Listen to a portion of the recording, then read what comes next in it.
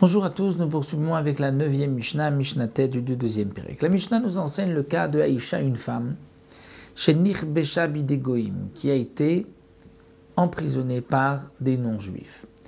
Et on ne sait pas si cette femme-là a été violée par les non-juifs ou pas. Il s'agit de la femme d'un Kohen. Et nous savons que le Kohen, même si sa femme a été violée, même s'il n'y a pas eu d'adultère, d'une manière volontaire et qu'elle soit consentante, même si c'était par un viol malgré elle, elle est interdite dorénavant au Kohen. Donc cette femme-là, qui a été prise en captivité par des goïms, est-ce qu'elle est permise au Kohen ou pas? Alors la Mishnah nous dit, tout dépend. Alidé Mamon ou Alidé Nefashot? Est-ce que ils l'ont prise pour réclamer une rançon, ou parce que cet homme-là leur devait de l'argent? Alors ils ont décidé de prendre sa femme, ou est-ce que c'est parce que il y avait là, elle avait été jugée, condamnée à mort, et donc ils l'avaient mise en prison? Quelle est la différence?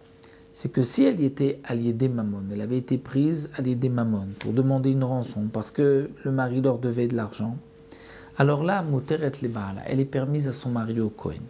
On ne craint pas que les goïms les touchent. Pourquoi? Ils ont peur de perdre leur argent.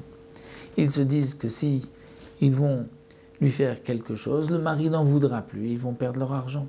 Donc, ils ne la touchent pas, Muteret le Baala. Mais si Alidé Nefashot a été condamnée à mort, là, il y a une crainte qu'ils ont pu peut-être la violer, et donc Asura le Baala, elle est interdite à son mari, si son mari est Kohen.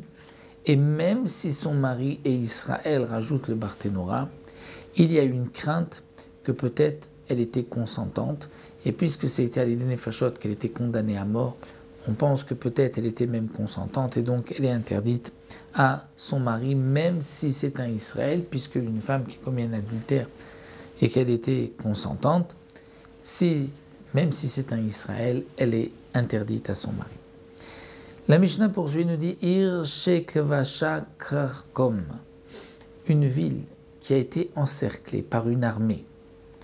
Kol Kohanot Shinimtsu Betocha Psulot, toutes les femmes Kohanot, mariées à des Kohanim, qui se trouvent dans la ville sont interdites à leur mari.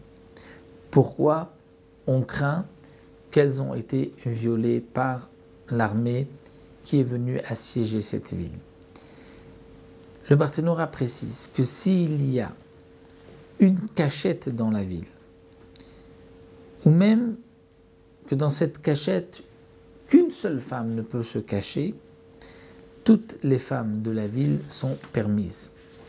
Pourquoi? Parce que chacune d'entre elles pourrait dire « je m'étais cachée, je n'ai pas été trouvée, je n'ai pas été touchée par le goy ».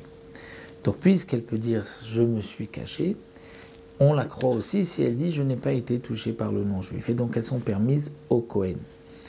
Même si il n'y avait la place que pour une seule femme, mais chacune d'entre elles pourrait dire « c'est moi qui étais dans cette cachette ».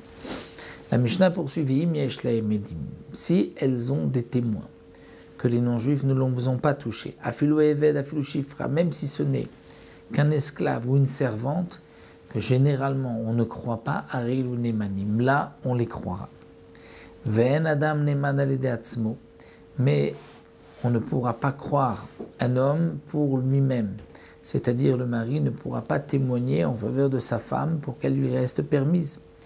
Et d'ailleurs, Amar Rabbi Zecharia ben Akatsav, c'était l'histoire de Rabbi Zecharia ben Akatsav qui était Kohen et qui avait été lui pris en captivité, c'est-à-dire il avait été dans la ville de Yerushalayim lorsqu'elle avait été assiégée par les non-juifs à l'époque, et il avait juré que sa femme ne l'avait pas quitté et qu'elle n'avait pas été. Amar Rabbi Zecharia ben Akatsav. Rabbi Zecharia ben Akatsav, qui était lui aussi Kohen, faisait partie des habitants de Yerushalayim à l'époque où Yerushalayim avait été assiégé par les non-juifs.